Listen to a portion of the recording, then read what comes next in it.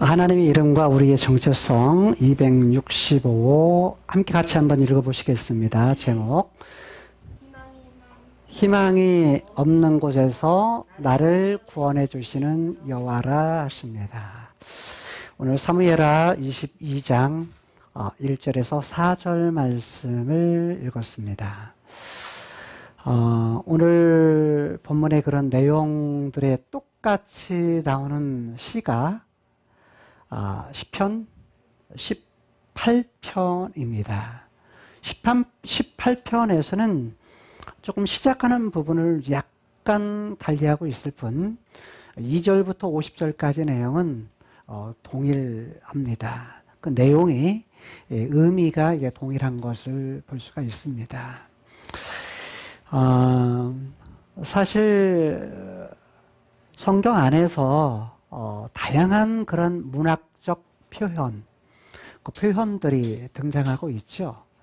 그 중에 역사 안에서 가장 많이 우리가 지금까지 접해왔던 것은 내러티브라고 하는 이야기 형식, 즉 다른 말로 역사라는 건 시간과 공간 안에서 일어나는 사건들, 배경과 사람, 사건 이런 것들이 융화되어서 나타나는 것을 내러티브라고 말합니다.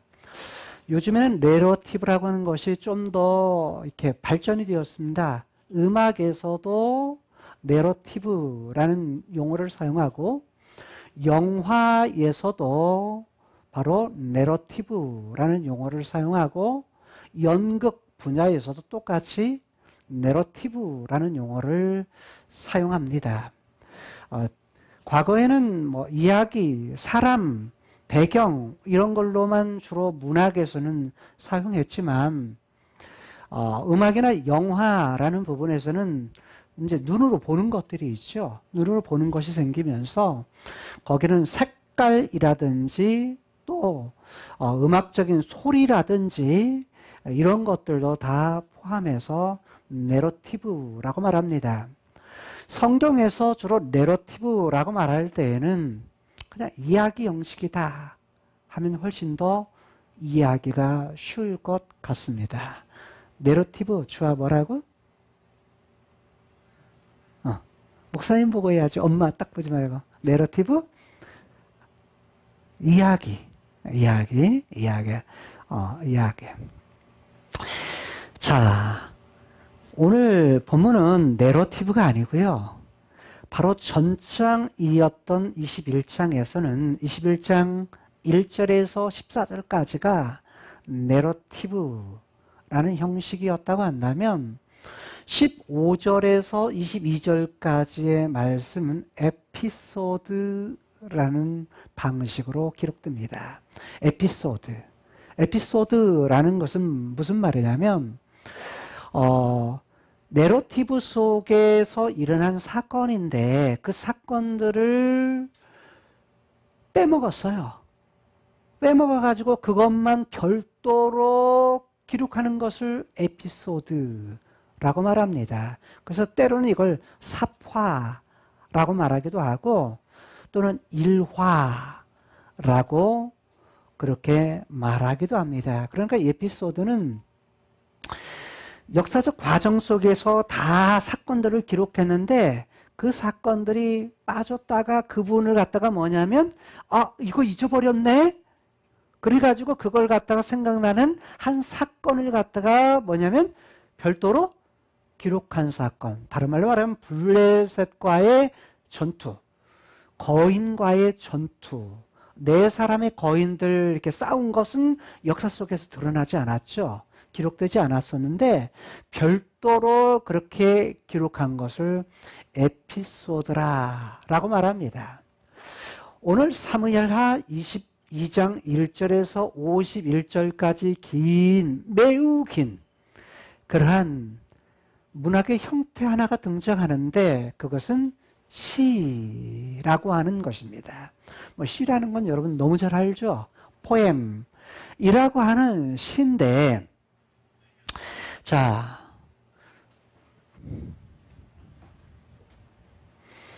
그 시라고 하는 그런 형태로 길게 나타나는데 사실 내러티브와 즉 이야기식 그 이야기 형식과 그 다음에 에피소드라는 것은 다 사건이기 때문에 다 선이 있어요. 선. 다른 말로 말하면 그냥 이렇게 흘러가는 형식이 있기 때문에 이해하기가 쉬운데 시의 형식은 해석하는 방법이 전혀 다릅니다. 기록한 방법도 다 달라요.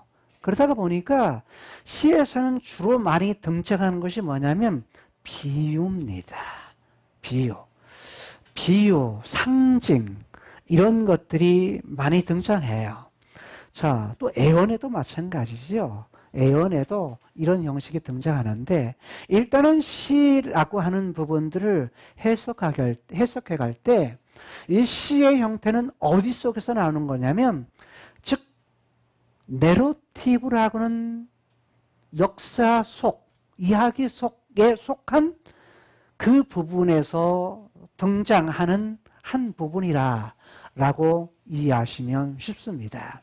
그러면 여기에 상징, 비유라는 부분이 나타나는데 오늘 1절에서 4절까지의 본문 안에도 이 상징이 나타나요. 무려 10가지의 비유가 나타납니다. 상징을 담고 있는 그런 비유가 10가지나 등장해요. 자, 그렇다면 이런 부분을 어떻게 볼 거냐라는 부분들은 이거 일일이 하나 그 어떤 그 뜻을 가지고 있다 이거보다는 그 상징이 담고 있는 딱 하고 이렇게 예를 들어서 딱 하고 느껴지는 느낌 있잖아요. 그런 걸로 받아들이는 것이 더 쉽습니다. 예를 들어서 우리 주하 여기 봐봐. 주하 목사님 봐봐. 목사님 주하는 정말 아름다운 것 같아. 예쁜 것 같아. 이렇게 말하죠.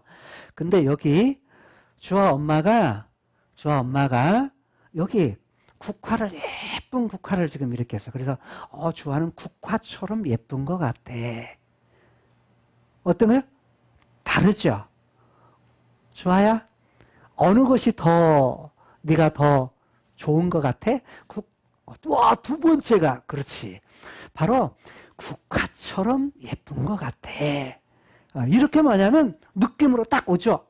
예쁘다고 하는 부분이 국화라고 하는 것을 딱 해서 뭐냐면 딱 더 뭐냐면 내가 예쁘다라는 것을 뭐냐면 딱 받아들일 수 있죠.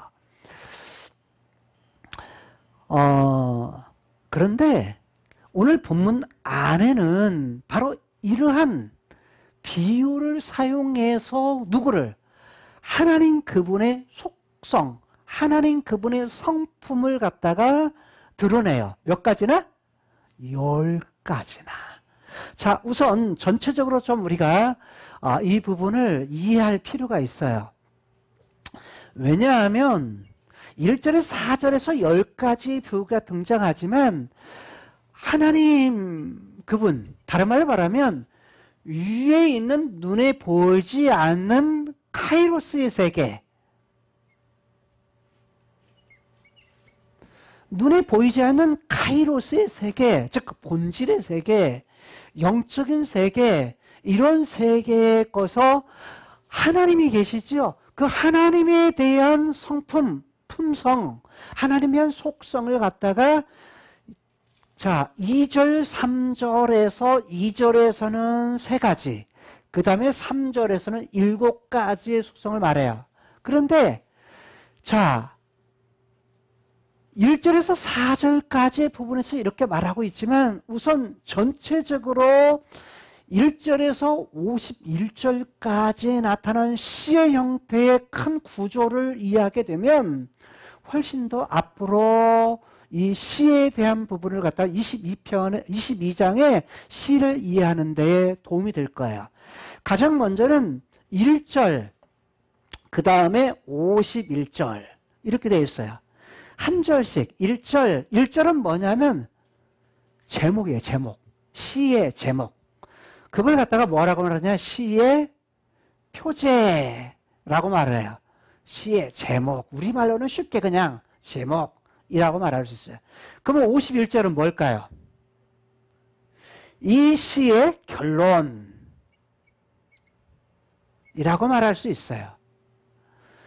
자, 그러면 2절부터 안쪽으로 하나 드렸을게요. 2절부터 20절까지의 부분이 있고, 또 하나 29절에서 50절까지 크게 나눌 수가 있어요. 자, 그러면 여기는 뭐냐면 1절에서 표제에서 뭘 다루고 있냐면 1절을 한번 봐요. 1절을 보면 이렇게 시작하고 있어요. 여호와께서 다윗을 모든 대적의 손과, 근데 히브리어는 복수형으로 되어 있어요. 대적들의 손과, 그 다음에 사울의 손에서 뭐 했다? 구원하신 그날에. 자, 보면 지금 다윗에게 있어서 원수가 둘이다. 대적이면 원수가 둘인데 하나는 누구예요? 모든 대적, 즉 모든 대적이라고 하는 것이 있고 대적의 손이라고 말해요. 또 하나는 뭐죠? 사울의 손이라고 말을 해요. 근데 거기서 뭐 했다? 구원했다. 여기서 구원했다.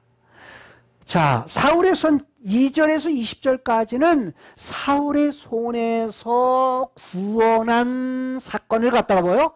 다루고 있어요. 사울의 손에서 구원받은 그런 사건들을 뭐예요? 그 사건들을 중심으로 해서 뭘로? 그것에 너무너무 감사해서 뭘로? 노래의 말씀으로. 다른 말로 말하면 개선가, 승전가, 승리의 노래라고 말할 수 있어요. 그래서 다윗이 이 노래의 말씀으로 여호와께 아뢰어 가로되, 아뢰어 2절에서는 가로되 이렇게 시작하죠. 근데 즉 사울의 손에서 구원한 거, 그 다음에 29절에서 50절은 뭐냐? 모든 대적들의 손에서 구원받은 거라고 말할 수 있어요. 자, 이해되셨나요? 자, 그렇다면 이 가운데가 뭐냐? 가운데는 21절에서 여기까지 뭐예요? 28절이에요. 8절. 21절에서 28절인데 이때는 뭐냐면 주 내용이 의라고 말해요. 의. 누구의 의예요? 다윗 자신이 뭐 했다? 의라고 말해요. 의롭다. 그래서 이 사무엘하 22장에 기록한 때가 어떤 사람들은 다윗이 왕이 되어서 왕이 된 말기에 기록한 거라 이렇게 주장하는 사람도 있고, 이 시가 어떤 사람은 아니야, 다윗이 왕이 된 후에 초기에 기록한 거야 라고 이렇게 주장하는 사람이 있는데, 여기 본문 안에서 가운데 22절, 28절에 나오는 이 내용 중에 보면 뭐 밧세바 사건이라든지 자기가 실수하고 죄를 지은 내용은 나타나지 않아요. 다른 말로 말하면 다윗이 뭐 하면서 다스리면서 중간 시기를 거치면서 일어났던 이런 사건은 하나도 기록되지 않은 걸 통해서 아마 어디로? 범죄하기 전에, 다윗이 밧세바를 통해서 범죄하기 전에 이때에 기록되어진 시로 보여져요. 왜? 자기를 갖다가 뭐 한다고요? 나는 죄를 지은 적이 없습니다. 나는 뭐예요? 뭐라고? 의롭다라고 당당하게 이야기하는 걸 보면 어느 때라고 볼 수 있어요? 이 시를 지은 때가 다윗이 왕이 되어서 초기에 기록했을 거라, 초기에 쓴 시일 거다라고 보는 것이 더 적합할 것 같아요. 그렇다면 거기에서 뭐냐면 구원하신 그날에 라고 말하는데, 이게 잘 보면요 이렇게 되어 있어요. 이렇게 되어 있죠.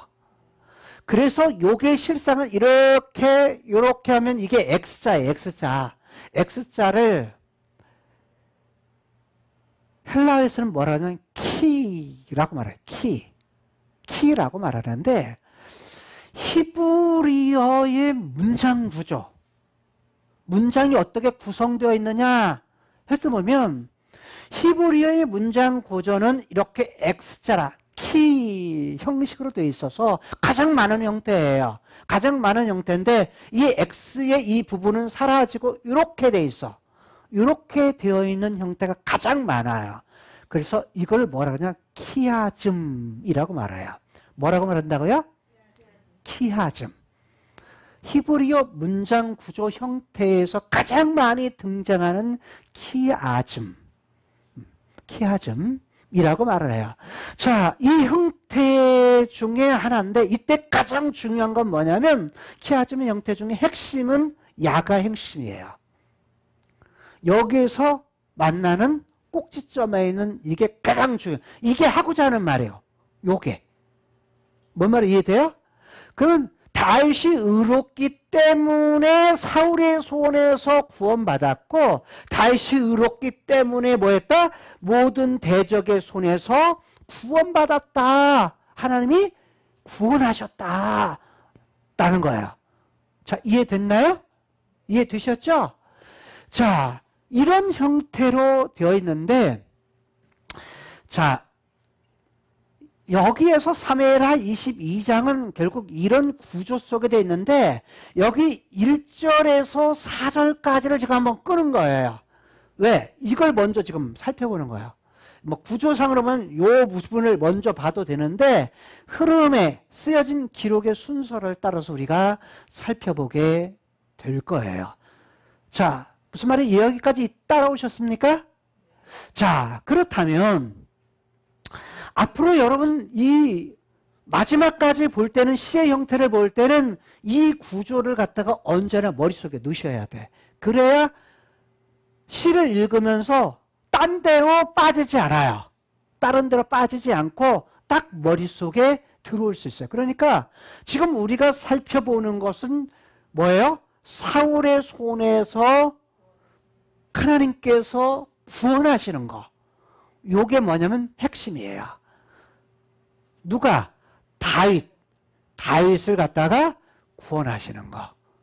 사울의 손에서. 자, 그러면 바로 전장은 21장은 어떻겠느냐?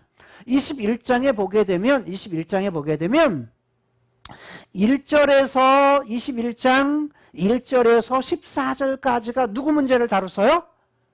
사울의 문제를 다뤄서, 사울의 문제. 사울의 어떤 문제였죠? 사울의 어떤 문제? 이스라엘이 3년 동안 뭐 했다? 기근이 들었는데, 기근의 원인이 뭐냐? 누구 사람? 기브온 사람들을 자신의 열심으로 해가지고 그들을 다 죽였기 때문이다 라고, 이걸 뭐 형식으로? 이야기 형식으로 기록했다는 거야. 이야기 형식으로, 내러티브로. 자, 내러티브로 기록했는데, 그 다음에 이 부분 15절에서 21장이에요. 15절에서 22절까지는 어떤 문제? 블레셋에 대한 문제를 다뤘어요. 블레셋과의 전쟁. 4명의 거인들, 떡대가 큰 사람들을 누가 이겼다? 다윗과 다윗의 부하들. 다윗의 부하들이 뭐 했다? 떡대가 큰 4명의 거인들을 다 죽였다. 죽였는데 보통 죽인 것이 아니라 쳐 죽였다. 근데 쳐 죽였는데 다 히필령으로 써있다고 그랬어요. 쳐 죽였다. 그러니까 누군가로부터 뭐 했기 때문에? 명령을 받아서 그거 일을 해냈다는 거예요. 근데 그게 뭐라고요? 이미 하나님께서 다윗에게 약속한 대로 모든 대적들을 하나님 쳐주게 돼 뭐냐면 하나님의 대적들을 다 없애겠다라고 뭐 하겠어요? 하나님께서 이미 다윗에게 약속한 대로 그들을 통해서 뭐 하셨다? 다윗과 다윗의 부하들을 통해서 대적 원수들을 이기게 하셨다라는 거였어요. 근데 이 사건은 뭐냐면 에피소드예요. 지금까지 역사 이전에 내러티브 속에서 이야기 형식으로 역사 속에서 기록되지 않은 것을 빠뜨린 것을 뭐냐면 삽입을 한 거야. 이해가 되죠? 여기는 내러티브, 여기는 에피소드 형식으로 기록한 거예요. 자, 그리고 이제 시의 형태로 했을 때 이것을 갖다가 구원 문제, 사울의 손에서 구원받는다. 모든 대적의 손에서 구원받는다. 모든 대적이라는 건 뭐예요? 그 중에 블레셋도 하나 들어가는데 이전에 사무엘하 8장에서 전쟁하면서 지금 이스라엘의 주변에 있었던 나라들, 어떤 나라? 블레셋, 그 다음에 아람, 그 다음에 암몬, 모압, 예돔, 아말렉 이런 나라들을 뭐 하셨다? 그런 나라들을 다윗이 전쟁을 해서 싸워서 뭐 했다? 그들을 이겼다. 이기고 나중에는 전부 다 죽이기도 하지만 때로는 남겨둔 사람들은 조공을 바치게 했다. 뭔가 선물들을 보내게 했다라는 걸 이미 우리가 살펴봤어요.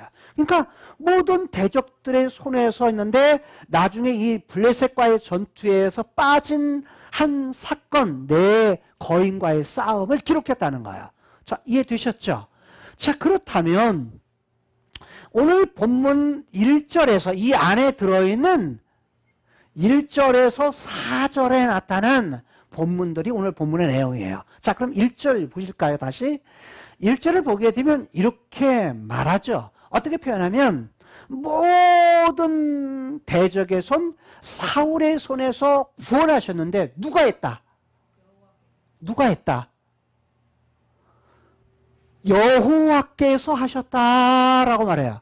여호와 그분이 하셨다는 거예요. 자, 오늘 본문 안에는 하나님의 이름 중에 여호와라는 이름이 4번 등장해요. 4번. 여호와라는 이름이 1절에서 4절까지 4번 등장하는데 모든 부분의 주체는 누구냐? 하나님이 하셨다는 거예요. 여호와께서 그 일을 하셨다는 거예요. 과거에도 함께 하셨던 하나님이 지금 다윗과 함께하는 그 순간에도 함께 하시고 장래에도 어떻게 하시는데 하나님이 함께 하셔서 모든 대적들 이것들을 뭐 하신다? 거기서 구원하실 거다. 사울의 손에서도 구원하실 거다. 누구를? 다윗을. 이라고 말해요. 다윗을. 그래서 다윗이 그것을 감사하면서 노래로서 하나님 앞에 나가는 거예요. 노래로서 다른 말로 찬양하는 거죠. 그래서 저는 승전가다, 개선가다 이렇게 저는 번역을 했어요. 다른 데는 그냥 다른 어떤 사람들은 그냥 이것을 갖다가 그냥 승리의 노래라 이렇게 표현하기도 하고 그냥 노래라 이렇게 표현하기도 하고 다양하게 표현하는데 저는 개선가 또는 승전가 그렇게 저는 번역을 했습니다. 그래서 여러분 그 보았던 여러분 그 뭐에도 그 동영상에도 제가 뭐냐면 승전가 또는 개선가 이런 식으로 표현을 했어요. 자, 2절을 보면 본론으로 들어가죠. 2절을 보면 가로되 자 그러면 이걸 먼저 우리가 이해하면 돼요. 사울의 손에서 구원했다? 그럼 사울의 손이 뭐예요? 사울 왕이 다윗 왕에게 한 일이 뭐예요? 죽이려고 했던 거. 몇 년이나? 10년 넘게. 10년 도망다닌 세월이 10년이고요. 그 전에 왕궁에서 2번이나 창으로 던져가지고 뭐 하려고 했죠? 죽이려고 했어요. 잘 봐요. 사울과 다윗과의 관계가 어떤 관계죠? 처음에는 아무 관계 아니었어. 그래서 나중에는 뭐예요? 나중에는 뭐냐면 골리앗과의 싸움에서 이기게 되면 딸을 주겠다. 그리고 첫 딸을 준다고 했는데 이겨놓고 마음이 바뀌어가지고 큰 딸을 누구한테 줘요? 다윗에게 안 줘요. 다른 사람에게 줘요. 그러니까 사울이 뭐냐면 꾀를 썼는데 뭐냐면 나중에 주기가 그러니까 다른 사람에게 주었단 말이에요. 자, 그리고서 둘째 딸 미갈은 그래도 뭐냐면 다윗을 사모해가지고 결국 다윗하고 결혼을 하죠. 근데 문제는 뭐냐면 사울이 다윗을 대할 때에 어느 때 마음이 싹 상했냐면 속이 상했냐면 어느 때였어요? 전쟁을 골리앗과의 전투에서 싸우고 골리앗을 죽이고 돌팔매로 죽이고 돌아올 때였어요. 돌아올 때 백성들이 뭐라고 말하면 자 사울은 천천히요 다윗은 만만이다는 이 말에서 기분이 확 상한 거야. 그러니까 예를 들어서 칭찬을 할 때도 그런 것 같아. 칭찬을 할 때도 아이들 칭찬할 때 야 네가 최고야 이러면 안 되는 것 같아. 최고라는 건 뭐냐면 그러면 네가 최고면 다른 사람 뭐야? 네? 뒤라는 얘기잖아. 기분이 나빠. 아니 그런 의도는 아니었는데 그런 의도는 아니었는데 조금 뭐냐면 언어적인 부분을 조금 저기 하면 더 나을 것 같다. 그래서 저는 제가 이렇게 주로 많이 해요. 예를 들어서 내가 이렇게 표현해요. 예를 들어서 에린이를 먼저 칭찬해. 에리나 하면서 에린이를 칭찬하고 근데 이제 언니가 있잖아. 언니가 있으면 그래도 보라는 너보다 훨씬 더 너보다 덜하고 내가 얘기를 해요. 무슨 말 그렇게 하죠. 그러니까 칭찬이라는 부분이 뭐냐면 언니 위에 있는 사람이 더 칭찬을 받으면 동생에 대해서는 뭐예요? 너그러워져. 왜냐면 부모님의 사랑은 똑같거든요. 자식에 대한 사랑은 똑같아요. 근데 뭐냐면 예를 들어서 나보다 동생을 더 부모님이 사랑한다. 엄마가 더 사랑한다. 그러면 기분이 좋아요? 나빠요? 나빠질 수 있죠. 예를 들어 이렇게 할게. 좀 곤란하려나? 주아가 뭐냐면 엄마한테 막 사랑을 많이 받아. 늦둥이니까 더 사랑을 받을 수밖에 없죠. 근데 이렇게 사랑할 때 뭐냐면 어때? 희조는 기분 좋아? 어느 때는 속이 속상할 때도 있을까 없을까? 그냥 없어 그때는. 마음이 넓은 언니네. 되게 그러다 보면 이렇게 속이 상할 수도 있어요. 네. 그래서 뭐냐면 우리가 칭찬을 할 때도 뭐냐면 뭔가 너무 최고라고는 극적인 이런 표현. 다른 말로 하면 지금 사울과 다윗 사이에서 유는 누구예요? 유의 왕은 사울이기 때문에 좀 지혜롭게 백성들이 저기를 했다면 모르는데 주어진 사건 속에서 지금 다윗을 갖다가 뭐 하다 보니까 최고조로 높이다가 보니까 속이 상한 처음에는 기분이 좋았는데 이 말을 들었을 때에 사울은 뭐냐면 기분이 상한 거예요. 그 상함 속에서 그때부터 뭐냐면 속이 상하면서 뭐 하려고? 사울이 다윗을 죽이려고 해요. 그래서 죽이려고 하는데 멀리 가면 자기 눈앞에서 멀어지면 죽일 수가 없으니까 어떻게 했느냐? 나중에는 딸이었던 미갈과 결혼을 시켜서 자기 앞에 두어서 눈에 보여서 죽이려고 그렇게 꾀를 써요. 자, 그러다가 창을 던져가지고 피해가지고 못 죽였어. 나중에 또 한 번 단창을 갖다가 짧은 창을 갖다가 던졌는데 또 피해가지고 죽였어. 그러다가 뭐냐면 부활을 시켜가지고 누구를? 다윗을 죽이려고 해요. 그런데 이제 그러면서부터 미갈이 기브아에서 뭐냐면 다윗을 도망시키면서부터 뭐가 되냐면 사무엘상 18장에서부터 30장까지 쫓기는 신세가 되는 거예요. 그 시기가 몇 년이라고요? 10년. 여러분 봐요.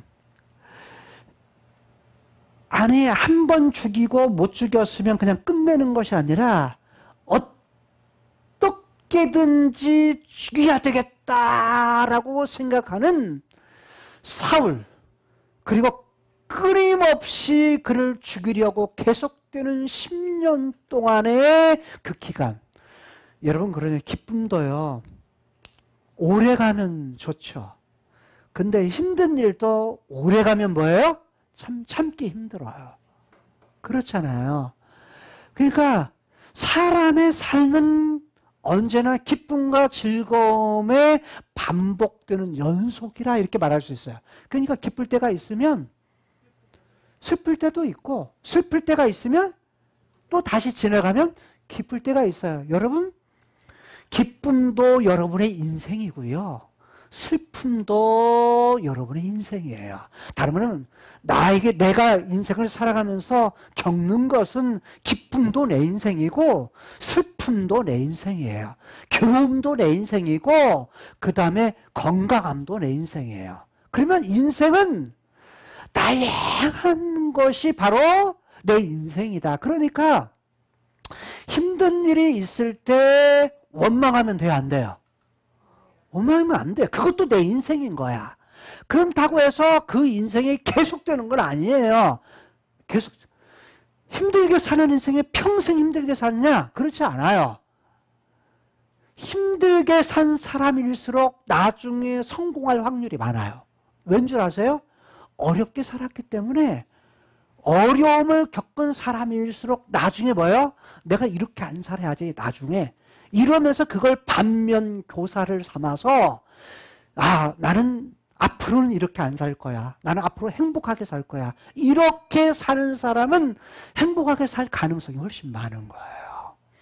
자, 성공할 확률도 훨씬 많은 거예요. 더 일을 물고 그 다음에 뭐냐면 더 열심히 할 수 있어요. 대개 대통령을 한 사람들을 되게 보게 되면 우리나라 대통령도 그래요. 다 사는 삶이 뭐냐면 자서전을 다 대통령의 자서전들을 보게 되면 뭐 어떤 사람들이에요?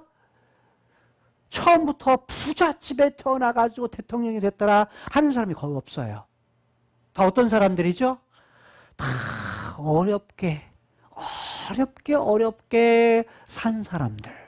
이런 사람들이 그 어려움을 딛고 일어서서 뭐가 되고? 그렇게 해가지고 그런 과정을 거쳐가지고 결국에는 대통령이 되었다. 그러니까 더 뭐예요? 사람들이 감동해요. 대통령이 나와 똑같았네? 아니 나보다 더 어려웠었네? 이러면 뭐예요? 더 힘을 얻게 되죠. 그러니까 인생에 있어서 뭐냐면 바로 어려운 문제든 힘든 문제든 그 다음에 기쁜 문제든 다 그걸 겪으면서 인생은 살아간다. 그런데 문제는 어려울 때 내 마음을 내려놓느냐 아니면 그걸 반면교사 삼아서 더 열심히 하느냐, 이 마음가짐의 차이예요. 마음만 잘 먹으면 사람이 달라질 수 있다는 거예요. 그런데 사울이 지금 10년 동안 계속되는 그 속에서 다윗을 죽이려고 했을 때 다윗은 그 속에서 어떻게 해요? 포기합니까? 낙심합니까? 그렇지 않아요. 언제 끝날지 모르는 그러한 고통, 이 속에서 결국 다윗은 행복할 수가 없어요. 다른 말로 말하면 그는 희망이 있을 수가 없는 거예요.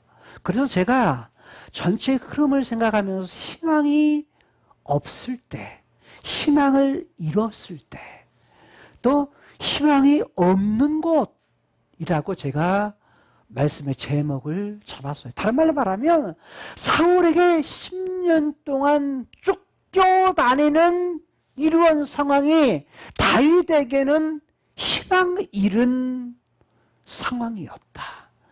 희망을 잃었던 때였다 라고 말해요. 그런데 참 묘해요.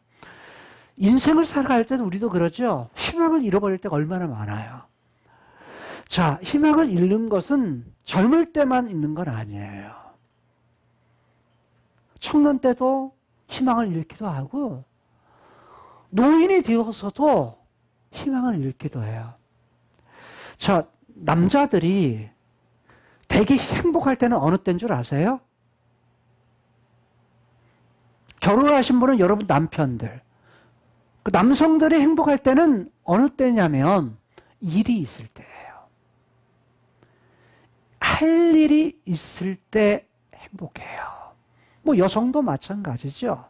일이 있을 때. 또는 여성은 사랑받을 때. 이런 때 행복해요. 사랑 못 받으면 뭐 하죠? 속상하죠. 그런데 사랑받을 때, 남성은 일이 있을 때 행복해요. 그런데 희망이라는 것은 뭐냐면 일이 내가 목표로 한 것이 있는데 그 목표로 한 것을 잃었을 때, 희망을 잃었을 때 사람은 살맛이 있을까요? 없을까요? 살맛이 없어요. 지난 주간에 내가 어떤 분을 만났는데 이분은 젊었을 때는 정말 열심히 일을 했던 분이셨어요. 그런데 코로나 시국을 맞이하면서 뭐 한 거예요? 직장을 잃은 거예요. 직장을 잃으면서 나이도 이제 찰 만큼 차서 그러다가 보니까 어디 가서 일할 만한 장소가 없는 거예요. 직장에 있을 때는 희망이 있어요. 꿈이 있습니다. 뭔가 내가 하고자 하는 그런 목표가 있어서 그 목표를 이루겠다. 그런데 한순간에 직장을 잃으면서 꿈꾸었던 모든 것들을 다 잃게 된 거예요. 직장을 잃은과 동시에 뭘 잃은 거예요? 희망을 잃은 거예요. 그분이 뭐라고 말하냐면 나는 빨리 죽었으면 좋겠어요. 이거였어요. 빨리 죽었으면 좋겠다. 근데 죽을 수가 없다는 거예요. 자기 스스로 죽을 수가 없다는 거예요. 왜? 죽는다는 것이 죄라는 걸 아니까 죽지를 못하지. 희망이 아무것도 없으니까 살맛이 없고 죽었으면 좋겠다는 거예요. 죽는 것이 희망이라는 거예요. 여러분, 코로나 시국을 살아가는, 아니 어쩌면 한 번도 겪지 못했던 이러한 시국을 살고 있는 우리들은 우리가 목표로 했던 것을 잃은 사람이 있을 수도 있고, 이 속에서 내가 앞으로 할 일이 없어 라고 하는 이런 마음 때문에 모든 것을 내려놓은 사람들이 있을 수 있어요. 누구와 같이요? 10년 동안 사울의 손에 쫓김을 당하면서 희망 잃은 다윗과 같은 그런 인생을 우리가 살 수도 있다는 거예요. 저는 코로나 시국에서 저는 제가 할 일을 찾아요. 근데 오히려 뭐냐면 앉아서 연구하는 시간을 많이 갖다가 보니까 행복한 것 같아요. 뭐냐면 제가 이런 일을 할 때 사실 돈이 된다거나 경제적으로 도움이 된다거나 이러지는 저는 않아요. 그럼에도 불구하고 이건 하나님이 나에게 주신 재능이고 재능에 주신 재능을 가지고서 우리 성도들을 위해서 내가 해야 될 일이다. 나에게 주신 거다. 사명이라고 생각하니까 이 일이 뭐냐면 힘들어도 힘들지가 않아요. 다른 말로 하면 행복하다는 거예요. 다른 말로 이것이 희망이고, 그리고 아직 이 땅에서는 끝나지 않은 거다. 어디가 끝이에요? 영원한 나라가 끝이에요. 즉 카이로스의 세계의 것을 이 땅에서 크로노스의 세계, 시간과 공간에 살면서 내가 처한 어떤 상황 속에 살아도 뭐냐면 아직은 이건 다 과정이다. 과정. 아무리 힘든 상황이 있어도 이것은 뭐다? 과정이다. 그리고 이 속에서 뭘 하는 거예요? 카이로스의 세계에서 하나님이 하신, 나에게 이 땅에서 성경을 통해 주신 사명을 다하는 거예요. 아마 이건 제가 만나는 목사님들은 그러더라고요. 그 누가 목사님의 마음을 이해하겠어요? 자신이 생각해도 미친 짓인데요, 이래요. 목사님이 내가 하는 일이 미친 짓이라는 거예요. 그런데도 누가? 뭐냐면 목사님이 그 일을 하는 것은 하나님께 주신 사명이니까 그 일을 하죠. 이렇게 말을 하더라고요. 근데 맞아요. 잘 보신 거예요. 여러분, 우리들이 우리 어떤 미래를 생각하면 현재 사는 아주 학생들에게는 뭐냐면 앞으로는 AI, 인공지능을 가진 이제 그것들이 점점 개발이 되고, 또 뭐냐면 인공지능이 개발이 되면서 로봇이라든지 이런 것들이 해서 사람이 할 일들을 많이 적어져요. 그러면 사람이 할 일이 없을까요? 아니에요. 이미 한 20년 전에 제가 미래학에 대한 책을 읽으면서 한 10여 권을 제가 섭렵하면서 어떤 생각을 가졌었냐면 사라지는 직업이 많을 거다. 그 당시에는 그런 것도 별로 없을 때였어요. 근데 정말 이제는 최근에는 사라지는 직업이 너무 많아요. 코로나를 겪으면서도 마찬가지고 그 이전부터 사라지는 직업이 많고 한 번도 생각하지 못했던 직업들이 새로 생겨나고 있어요. 근데 앞으로는 더 그래요. 우리가 할 수 있는 일이 새로운 일로, 그러니까 우리의 두뇌를 틀에다가 고정시키면 절대 안 돼요. 유연함이 필요해요.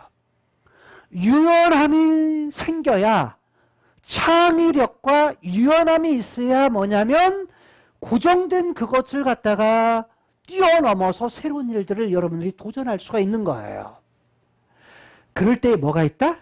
희망이 있다는 거야. 그런데 아니 로봇들이 다 하고 AI가 다 하고 사람은 할 일이 없어. 그러면 그런 사람들은 절대 뭐냐면 포기해버리기가 쉽다는 거예요. 그런데 여러분, 여러분의 위치에서 할 일은 너무 많다. 뭐만 되면? 준비만 되면. 그래서 하루하루 매일매일의 삶 속에서 내가 할 일을, 나에게 주어진 일에 대해서 최선을 다하면 준비된 만큼 누구께서? 여호와께서 사용하신다는 거예요. 자, 그런데 사울이 다윗을 죽이려고 하는 그 속에서 뭐 하셨다? 하나님께서는 뭐 하셨다? 구원하셨다. 라고 말해요. 구원. 건지하셨다는 거예요. 건지셨다. 근데 이 본문 안에서 가장 많이 나오는 단어가 있어요. 어떤 단어죠? 어떤 단어예요? 나라는 단어예요. 나. 그러니까 다윗은 사울의 손에서, 그 사울의 손, 죽음의 위기, 본문 안에서는 흉악, 원수, 대적이라고 말한 걸 사울을 말하는데, 그 사울이 자기를 죽이려고 했던 그 위기, 이 속에서 다윗은 말하기를 나라는 말을 몇 번 사용하냐면 2절에서 3번. 2절에서. 자, 2절에서 뭐라고 말합니까? 2절이요? 여호와는 나의 뭐예요? 반석. 나를. 3절에서 보게 되면 나의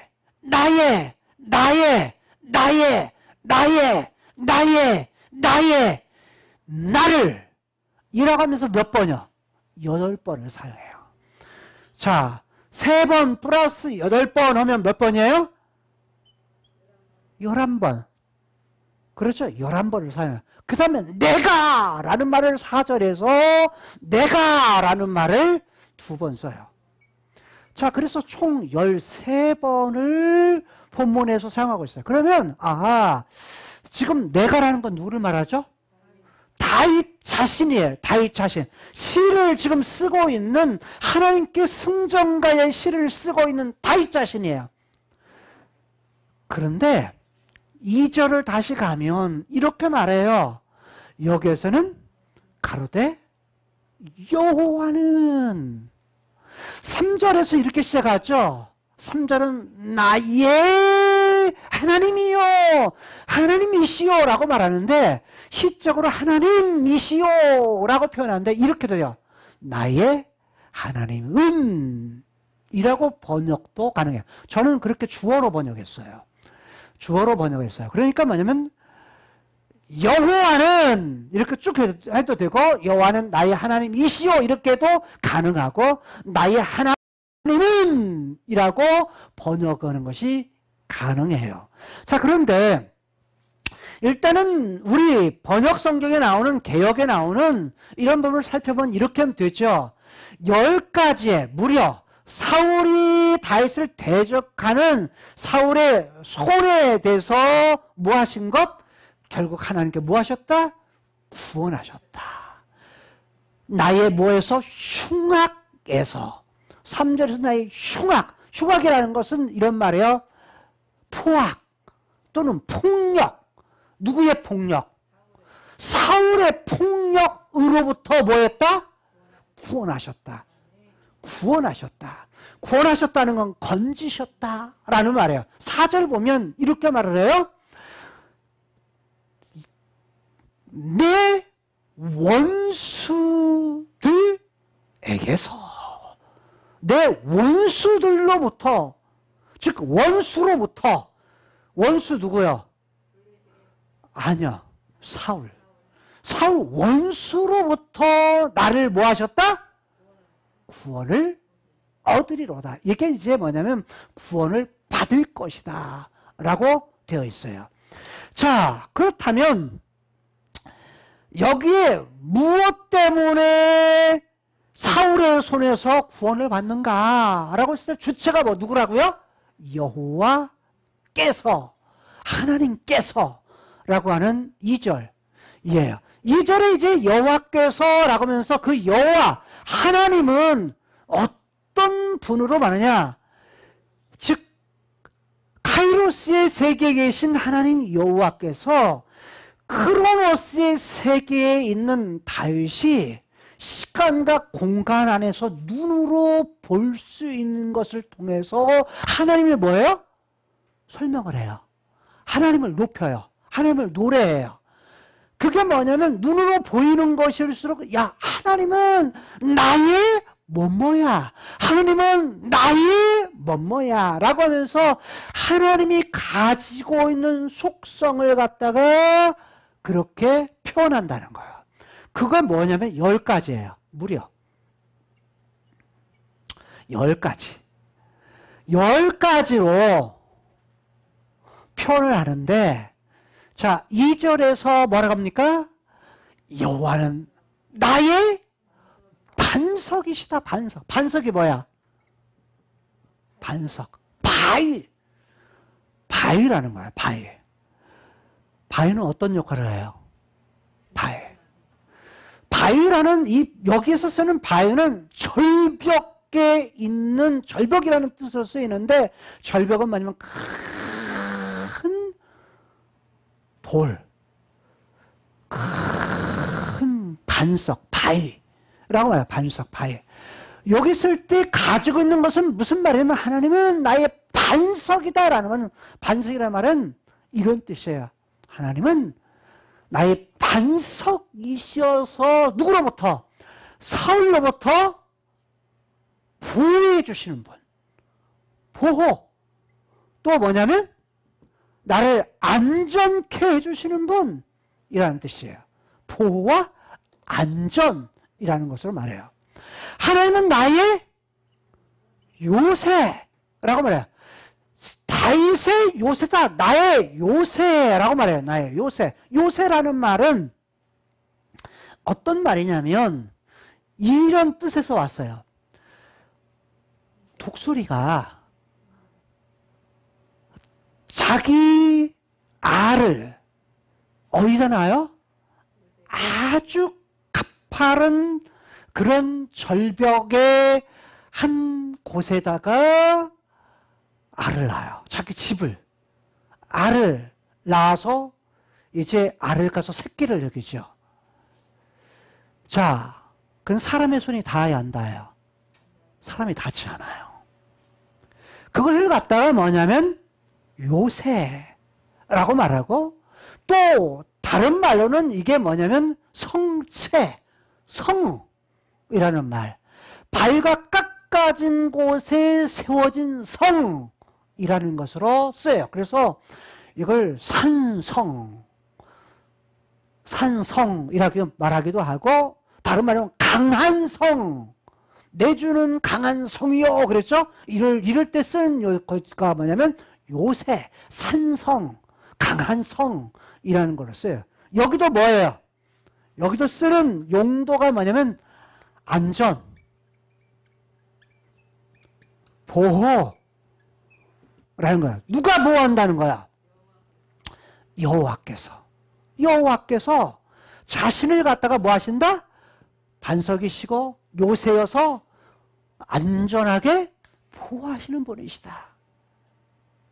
자, 그 다음에 뭐냐면 건지시는 분이시다 그래요. 건지시는 자.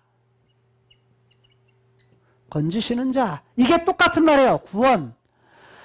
하나님은 어떤 분이시다? 건지시는 자다. 누구를? 다윗 자신을. 나를 이라고 말해요. 나를 건지시는 자. 어디로부터? 사울의 손으로부터. 사울이 자기를 죽이려고 하는 것으로부터 자기를 건지시는 분이 누구시다? 여호와시다. 히브리 개념 중에 특징 중에 하나는 뭐냐면 모든 일은 누가 하신다? 하나님이 하신다. 여호와께서 하신다는 사고방식이에요. 이게 뭐냐면 히브리인들에게는 그게 뭐냐면 가지고 있는 생각인데 왜 그래요? 성경 속에서 일하시는 하나님은 누구시다? 여호와시기 때문에. 근데 다윗도 똑같아요. 뭐냐면 바로 여호와 그분이 자기를 건지신다. 그래서 생명을 건지시는 분도 하나님이시고요. 위기에서 건지시는 분도 누구시다? 하나님이시다. 흉악으로부터 건지시는 분도 누구시다? 여호와시다. 그러니까 거꾸로 말하면 하나님은 늘 나와 함께 계시는 분이라는 거예요. 여러분, 우리가 아무리 힘든 상황이 와도 어려운 인생의 그런 힘든 일을 만난다고 하더라도 원망할 것이 아니라 이때도 함께 하시는 분이 계신다. 누가? 여호와께서. 이런 마음을 가지면 언제나 인생에 있어서 어려운 시기를 뭐 할 수 있어요? 이길 수 있다는 거예요. 자, 이게만 다윗의. 자, 그 다음에 네 번째는 뭐냐면 3절이에요. 3절에서는 그분은 나의 하나님이라고 말해요. 또는 하나님은 이라고 표현할 수도 있고, 또는 하나님이시여 여호와는 나의 하나님이라면, 하나님은 무슨 뜻이죠? 강한 자 중에 강한 자, 힘이 있는 자, 능력이 있는 자라는 말이에요. 근데 누구 하나님이라고요? 나의 하나님. 여러분 봐요. 하나님은 살아계시고 존재하는데 문제는 뭐냐면 하나님을 나의 하나님으로 받아들이느냐, 나의 하나님으로 받아들이지 않느냐는 하늘과 땅 차이예요. 나의 하나님으로 받아들이는 사람은 위기가 와도 희망이 없어요. 희망이 없는 곳에서 희망을 가질 수가 있지만 나의 하나님이 아닌 하나님은 희망이 없어요. 힘든 문제가 생길 때마다 늘 뭐예요? 쓰러지고 무너져요. 희망이 없었던 사울의 쫓김 속에 있던 다윗은 지금 뭐가 된 거죠? 10년이 지나고 나서 뭐가 됐어? 헤브론, 유다의 왕이 됐고 나중에는 전 이스라엘의 왕이 된 후에 뒤를 돌아보니까 사울에게 쫓겼던 때를 생각하면서 누가 하셨다? 하나님은 나의 하나님이시다. 나의 하나님. 여러분, 하나님을, 여호와를 나의 하나님으로 고백할 수 있는 사람은 희망이 있는 사람이고 행복한 사람인 거예요. 아무리 힘든 일이 있다 할지라도 결코 낭망하지 않아요. 왜? 하나님 이게 끝이 아니잖아요. 여전히 하나님은 나를 사랑하시잖아요. 나를 갖다가 뭐예요? 나의 어떤 부분을 이 위기를 건져낼 수 있을 만한 능력이 있는 분이라는 걸 아니까 그분에 대한 기대, 그분을 의지하는 것을 결코 놓지 않는다는 거예요. 자, 그 다음에 그 하나님은 어떤 하나님은 나의 피할 바위시다. 피할 바위. 여러분 이것과 반석과 비슷한데 히브리어 용어가 달라요. 여러분 메추라, 여기는 뭐냐면 추루라고 하는 단어예요. 근데 여기 이 단어는 어느 때 쓰이냐면 사막이 있을 때 사막에 있는 큰 바위를 말해요. 근데 사막에는 뭐가 있냐면 사막에 태풍이 있어요. 태풍. 모래 태풍. 모래 태풍이 올 때 사람들은 어떻게 해요? 가서 피할 수 있는 공간이 어디냐면 사막에 있는 바위 밑이에요. 바위 밑. 바위 밑. 그러니까 태풍의 위협으로부터 자기를 보호해주고 내가 피할 수 있는 공간. 이게 누구시다? 여호와시다. 그러니까 사막에 밀려오는 폭풍에서부터 바람, 그 물의 폭풍으로부터 그 위기로부터 자신을 보호해주는 분, 이분이 누구시다? 여호와시다. 자기 위기 있을 때 그 위기로부터 피할 수 있는 바위, 그것이 바로 나의 하나님이시다. 여호와시다. 그 다음에 또 뭐라고 말하냐면 방패시다라고 말해요. 나의 방패. 방패라는 건 뭐예요? 위기 속에서 막을 수 있는 방어 무기예요. 방어 무기. 누가? 여호와가. 여호와가 나의 방패시다. 그 다음에 구원의 뿔이시다 그래요. 구원의 뿔. 구원의 뿔은 뭐냐면 이때 뿔은 뭐냐면 염소, 소의 뿔, 수수의 뿔이에요. 근데 염소들이 주로 뿔로 하는 건 뭐죠? 들이받는 거예요. 상대를 들이받는 거. 그래서 이 뿔이 상징하는 건 뭐냐면 공격이야. 공격용 무기예요. 공격용 무기인데 이건 뭐냐면 뿔은 힘, 능력, 권세 이런 거를 의미해요. 즉 자신을 구원해 줄 수 있는 능력이 있으신 분 누가요? 여호와가. 여호와가 그렇다라고 말하는 거예요. 자, 그 다음에 하나님은 나의 망대시다. 망대. 어떤 망대? 높은 망대. 전쟁할 때에 성 위에서 뭘 쏠 때? 활을 쏠 때 상대방을 볼 때 아래에 있는 사람들이 도저히 올라올 수 없는 높은 망대, 그래서 어떻게 해요? 안전한 곳이라는 그런 의미를 가져요. 안전한 곳이라는 것이 바로 망대라는 개념이고, 또 하나 피난처라고 말해요. 피난처. 하나님은 나의 피난처다. 여기서 피난처, 피할 바위였는데 위기로부터 뭐 할 수? 위험으로부터 내가 피해 갈 수 있는 그런 장소라는 그런 의미를 쓰고, 마지막에 뭐라고 되어 있어요? 나의 구원자. 누가요? 여호와께서. 모든 건데 구원인데, 구원의 내용이 뭐냐?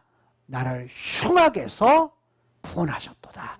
이미 구원하셨다라고 말해요. 어디서부터요? 흉악. 흉악이 뭐야? 사울의 손. 사울이 자기를 죽이려고 하는 것부터 이미 뭐냐면 자기를 구원해 내셨다라는 거예요. 이미 구원하시고 나서 자기는 지금 어떤 위치에 있는 거야? 왕의 위치에 있는 거예요. 전 이스라엘의 왕이 되었다는 거예요. 왕의 위치에 있게 되니까 그거에 대해서 뭐 하는 거예요?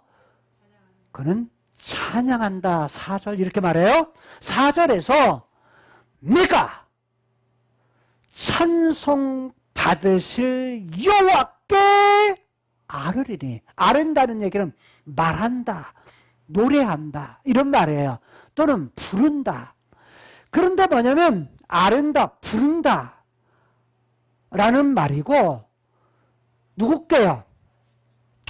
여호와께, 즉 여호와께 그분을 불러 찬양할 거다.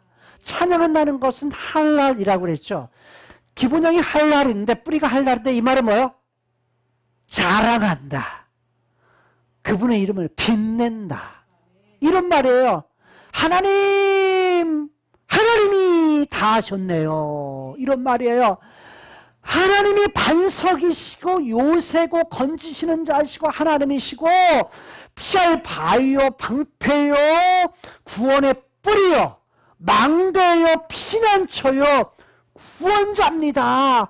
다른 말하면 사울의 손에서 나를 구원하시니까, 나를 보호하고 안전하게 두시니까, 나를 고래 뿔로 승리케 하시는 이가, 이기게 하시는 이가 누굽니다? 여호와십니다. 여호와 당신이십니다. 여호와십니다. 내가 당신의 이름을 부르겠습니다. 당신의 이름을 부르겠습니다. 아뢰겠습니다. 라는 말이에요. 근데 아랜다고는 말이 미완료형으로 되어 있어요. 아직 안 끝났어. 아뢰는 것이 하나님을 찾는 것이 이제 끝난 것이 아니야. 지금도 과거에도 하나님을 불렀고 지금도 부르고 뭐예요? 앞으로도 계속 부를 거라는 거야. 하나님을 다른 말 부른다는 얘기, 하나님을 찾는다는 얘기야. 하나님을 찬양한다는 거야. 그런데 왜 그래요? 내 원수들에게서 무엇을? 구원을 받을 것이기 때문에, 얻을 것이기 때문에. 여기도 미완료형이에요. 아르리도 미완료, 그 다음에 얻으리로다도 뭐냐면 미완료. 아직 안 끝난 거야. 하나님이 시작을 했는데 계속돼. 앞으로 끝나지가 않아. 어느 때 끝나요? 어느 때 끝나? 역사의 마지막에 가서야 끝나요. 그래서 다윗은 말하기를 뭐냐면, 나의 하나님이시지만 그분이 보호하시고 안전케 하시고 구원하시고 승리케 하시되 어떻게 하신다? 하나님을 내가 찬송하되, 하나님 하실 일을 찬송하되 어느 때 계속해서 하나님을 부를 겁니다. 찾을 것입니다. 하나님을 의지할 겁니다. 왜냐하면 하나님은 계속해서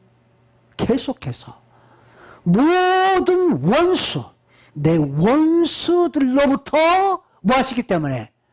구원하실 것이기 때문에. 여러분, 다윗에게 이렇게 했던 부분은 예수님을 통해서 어떻게 되느냐? 우리를 안전함으로 안전하게 하세요. 우리를 보호하세요. 우리를 구원하세요. 건지세요. 우리를 승리케 해주세요. 이기게 해주세요. 구원의 뿔로서. 누가? 여호와께서. 예수님의 오심을 통해서 죄와 죽음의 문제를 해결하시고 우리에게 생명 주시고서 주님 다시 오시는 그날까지 계속 있는 사단, 그의 졸개들, 적그리스도, 이들의 공격에 대해서 우리를 안전케 하시고 육체라고 하는 것과 이 세상이라는 것과 그 배후에 있는 사단으로부터 그 공격으로부터 우리를 보호하시고 우리를 건지시고 우리를 온전히 이기게 하시는 그분, 그리고 예수님께서 다시 오실 때 완전하게 어떻게 하는 것? 희망이 있는 완전한 희망의 세계 속으로 우리를 이끌어 주시고 우리를 온전히 안전한 그런 나라로 우리를 끌어들이셔서 우리로 하여금 영원히 하나님 그분 의지하고 하나님 그분 찬송하면서 하나님 그분의 이름을 높이면서 살아갈 수 있는 그 나라, 그 나라를 우리에게 약속하시고 오늘 이 땅에서도 누구면 돼요? 다윗이 말한 대로 여호와, 그분이면 다윗의 손, 이 땅 크로노스 세계에서 있어지는 모든 어려움 속에서 반드시 그분이 뭐 하실 거다? 안전하게 보호하시고 지키시고 구원하시고, 그리고 그분께서 우리를 영원히 뭐 하시는 분으로? 이기게 하시는 그런 분으로 계실 것임을 기억하면서 늘 하나님만 의뢰하고 살아갈 수 있는 저 여러분들이 삶이 될 수 있기를 주님의 이름으로 축복합니다. 기도하시겠습니다.